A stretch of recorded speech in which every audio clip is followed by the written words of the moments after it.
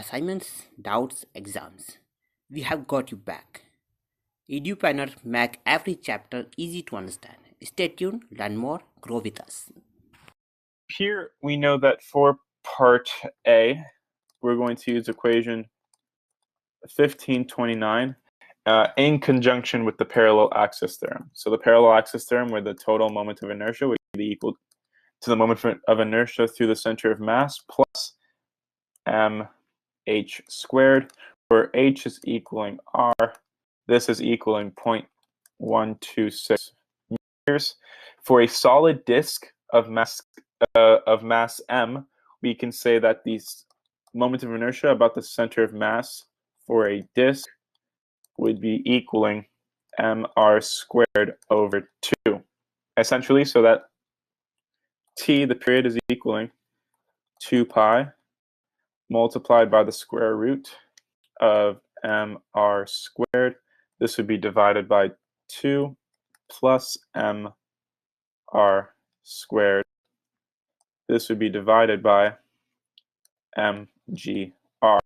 Simplifying, this becomes 2 pi multiplied by the square root of 3 times r divided by 2g. Again, r is equaling 0.126 meters. So after plugging in, we find that the period is 0.873 seconds. This would be our final answer for part A, the period.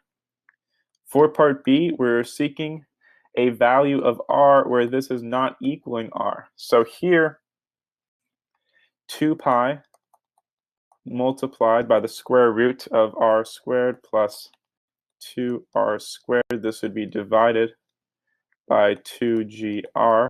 This is going to be equal to 2 pi multiplied by the square root of 3r divided by 2g. So let's cancel out the 2 pi's. And now we're going to have r squared plus 2r squared divided by 2gr. This is going to be equal to 3r divided by 2g after squaring both sides. And so this becomes r squared plus 2r squared over r. This is equaling 3r.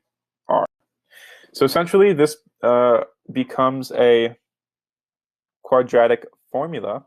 And so we have that here for B, r is equaling 3r plus or minus square root of 3r quantity squared minus 8r squared divided by 4. And this is equaling r, or r over 2.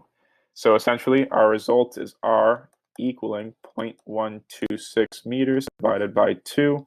This is equaling 0.063 meters. This would be our final answer for part B. That is the end of the solution. Thank you for watching.